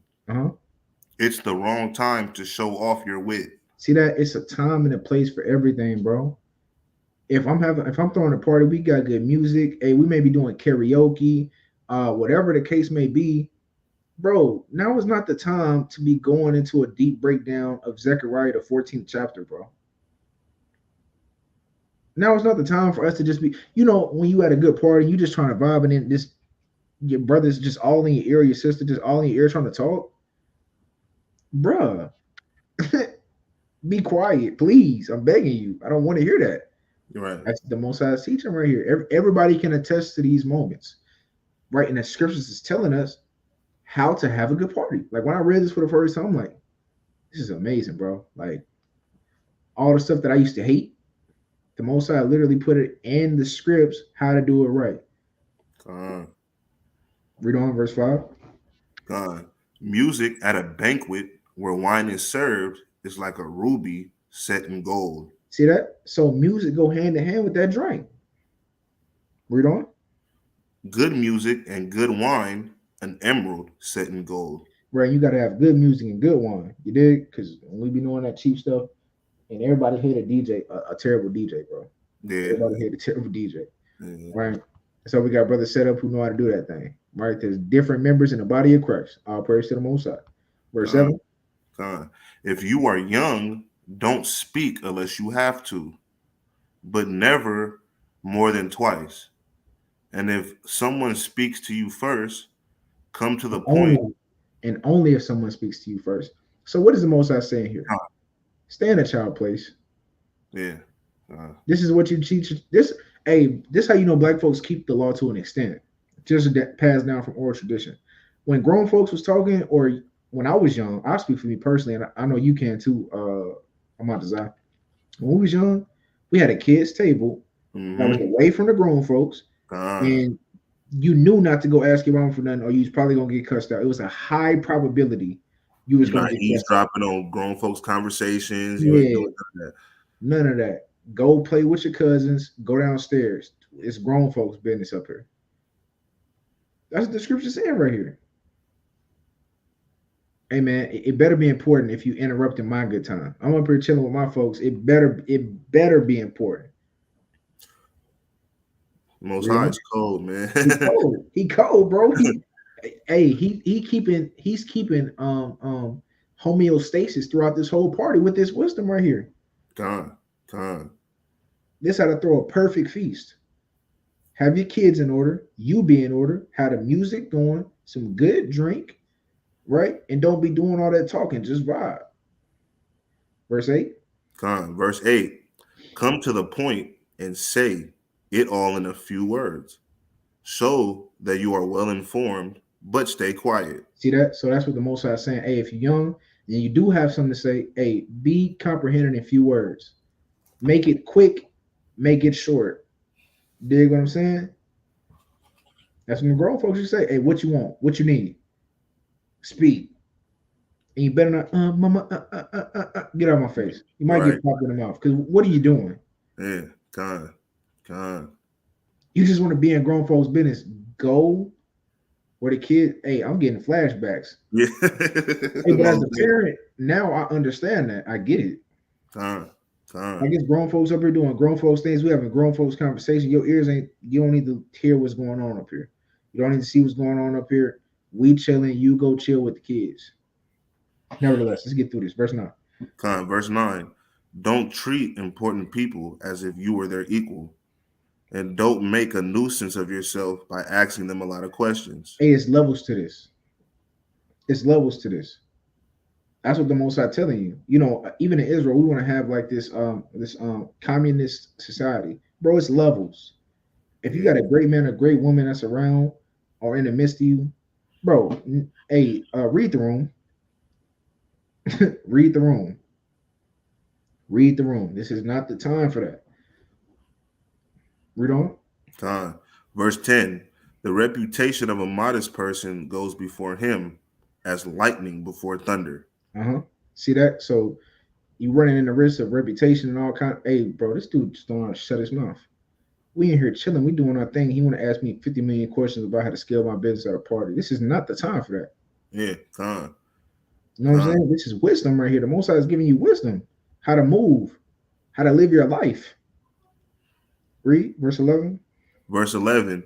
Leave the party at the right time and never be the last to go. See that? Everybody hated them people that was in the club and the light come on. Right, yeah, you were supposed to been gone. You was supposed to be gone, bro. It smelled like must and alcohol, and you the last one in here, bro. Looking like a gremlin. Con.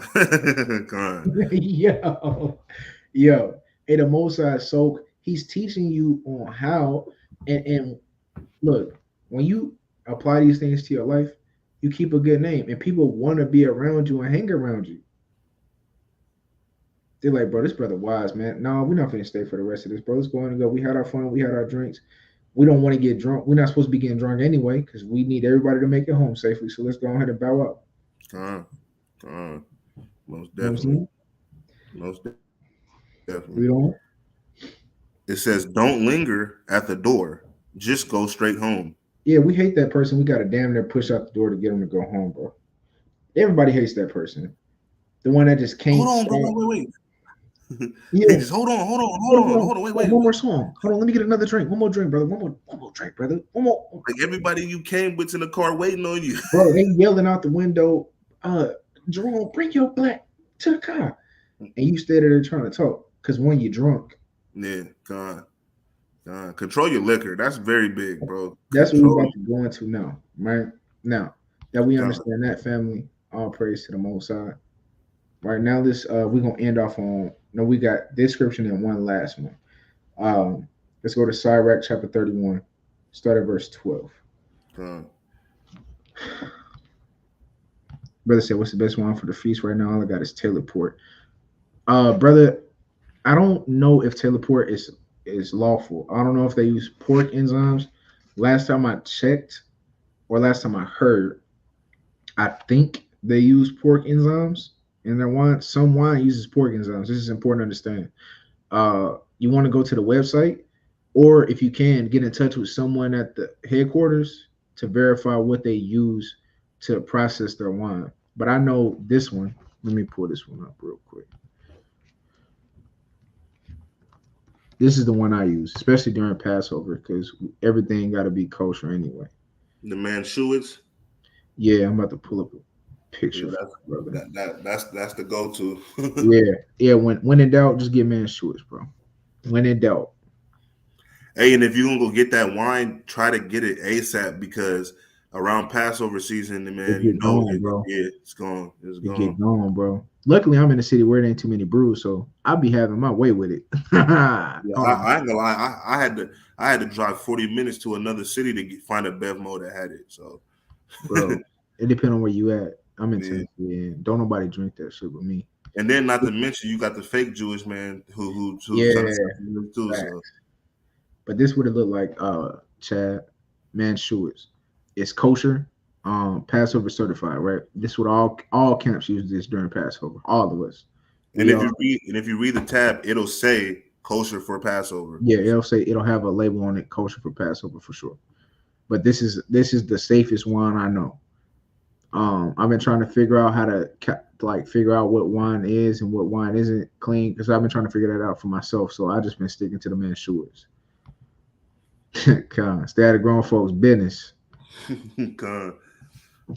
Pouring it all out, all praise to the Most High. Yeah, that's what I do, because I don't know about Taylor Port, to be real.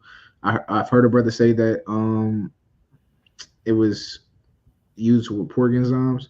I cannot confirm or deny that statement though. But I would do some further inquisition. But for Passover, like for when we go into Passover, April 22nd, only use Manshewitz. Only Manshewitz for that duration. If you're trying to get wine. There's good prices on it, bro. Very good prices. Yeah, it's only like $10. And even for the big bottle, I think it's like $15. Yeah, the one I just pulled up on the screen, it's like $15 for that. I would say look at Bevmo, because I got 2 bottles and they was only $7.99 a piece. So see that? And at my liquor store, they that price. They're like $7.99 a piece, something like that. Real cheap, $8 for a nice bottle. 2 nice bottles, and they come in different flavors. They got elderberry, blackberry. I just got done sipping on the blackberry, and I got some elderberry I'm gonna start sipping on once I get off this live. All praise to the Most High. Yeah, me too. I'm about to go up with the blackberry too. I'm about to pour up that elderberry, dog. So, okay, let's get through this, family. We've been on here almost 2 hours, but all praise us. Brothers and sisters being edified. Brothers and sisters being edified. All praises. Let's go to Sirach 31 and we're going to finish this thing. Sirach 31, and let's start at verse 12.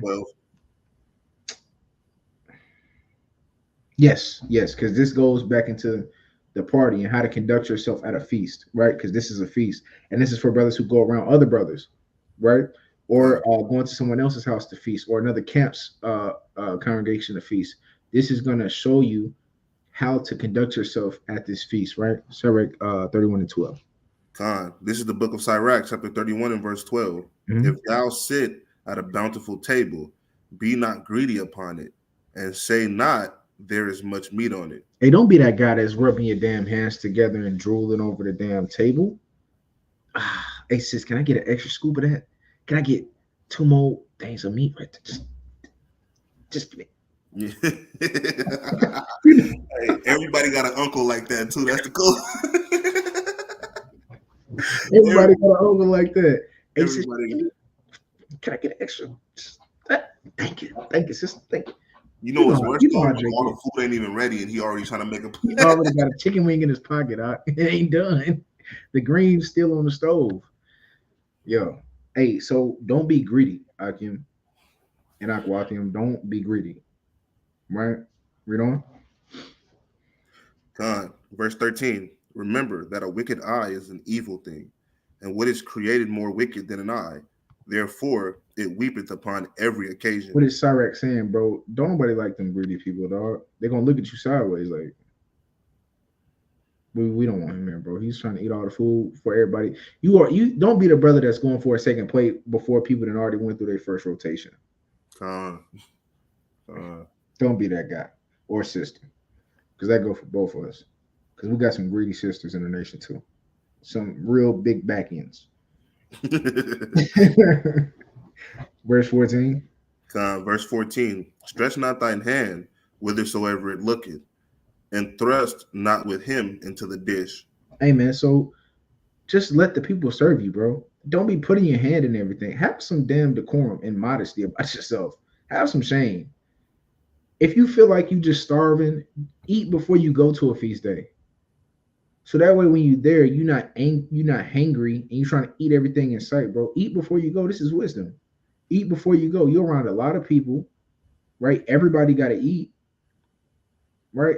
Don't be that guy. Read on. Verse 15.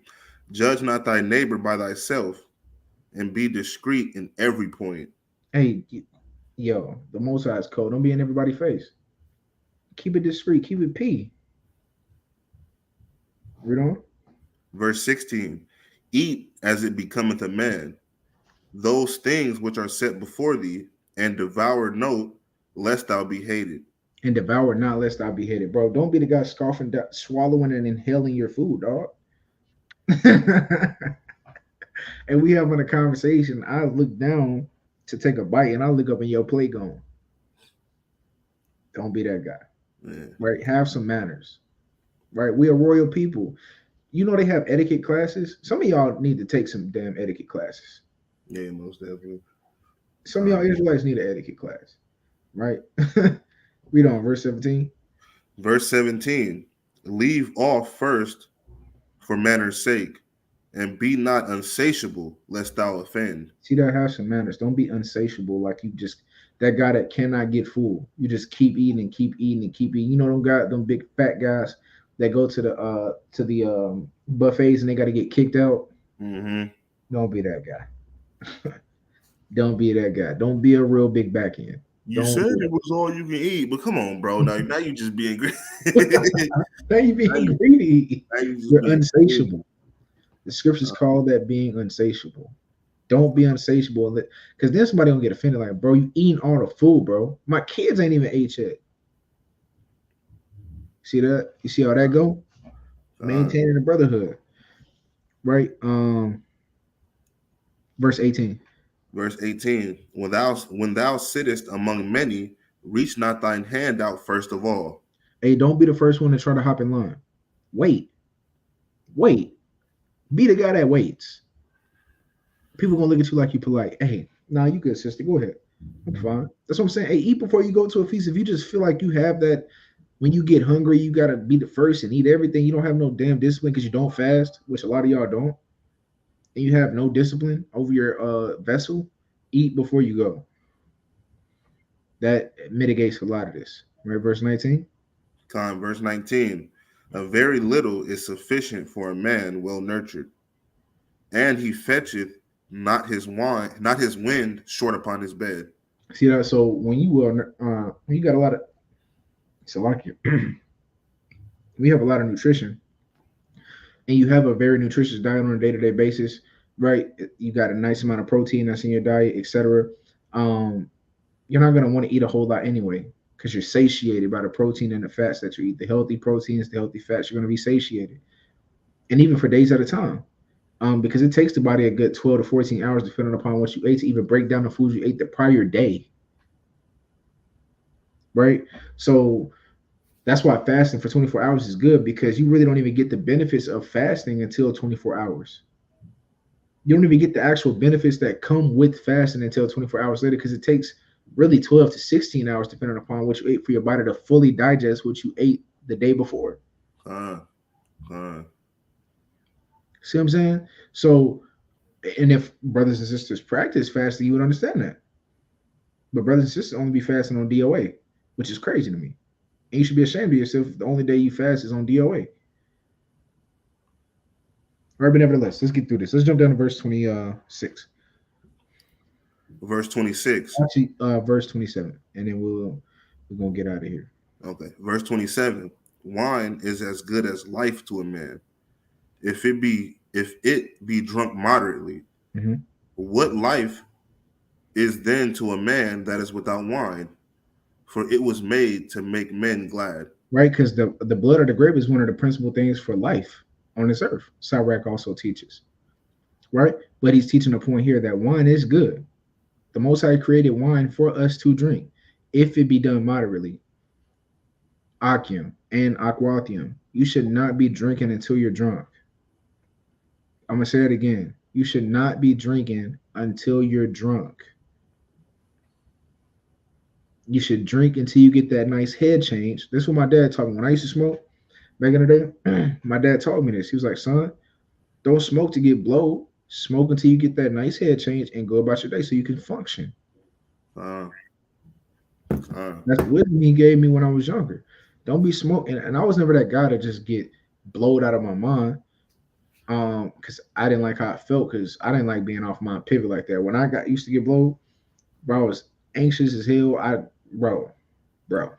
And I'm gonna give y'all some advice too.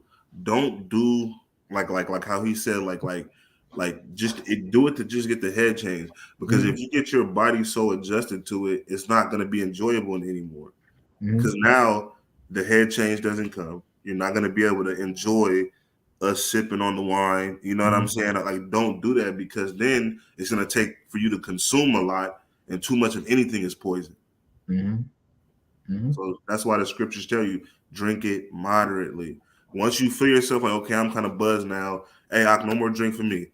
You know what I'm saying? Like, know your limit. Know your limit. You know what I'm saying? And remember, we're men of the Lord. We always have to conduct ourselves and be responsible for ourselves.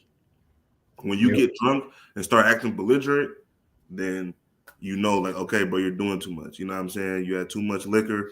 You know what I mean? So, but yeah. And now you put a stain on the Most High, because now you're making him look like a fool at his feast. At his feast. Now you're making a muck of his feast. That's a problem. And that's why he gave us this wisdom, family, that I'm giving to you right now. That's why he gave us this wisdom that I'm giving to you right now. All right, so we'll stop on that. And we're going to end off on this one. Let's go to Isaiah 66 and verse 22 through 24. Just to let the family know, and we're going to be doing this perpetually. For the rest of eternity, we're going to be keeping the Sabbath and the new moon. Perpetually, forever. It's never going to stop. Right? So enjoy it now. Because if you don't enjoy it now, we'll make you think you're going to enjoy it in the kingdom. So we're going to be doing this in the kingdom, the same thing. We're going to be doing the exact same thing. This is the book of Isaiah, chapter 66 and verse 21. And it reads, I will also take of them. Start at verse 22, Salaki. Verse 22. For as the new heavens and the new earth, which I will make, shall remain before me, saith Yahweh. So shall your seed and your name remain. And that's a cut to the spiritual Israelites. And the Lord said, as the new heaven and the new earth stand, so shall your seed, right, which is the sperm, the lineage, the bloodline, and your name will remain. All praise to the Most High. Verse 23. God, and it shall come to pass that from one new moon to another, and from one Sabbath to another, shall all flesh come to worship before me, saith Yahweh. Read. And they shall go forth and look upon the carcasses of the men that have transgressed against me, for their worm shall not die, neither shall their fire be quenched, and they shall be an abhorring unto all flesh. Right, so in the new kingdom, New Jerusalem, we're going to be keeping the new moon and the Sabbath, right? And with that, I give all praises to Yahweh, by Hashem, Hamashiach, Yahawashi. I want to say again to the family, happy new moon. This is month 1, Abib, right? We're going into feast season. We got Passover in 2 weeks. So, family, I pray all is well with y'all. Thank y'all for tuning in. I pray everyone was edified. And with that, I say Shabbat Shalom, or Kadash Shalom, I should say. Shabbat Shalom, family. Happy new moon. Be safe, have fun, turn up for the Most High. All praise to the Most High. Peace and Godspeed, family. Con.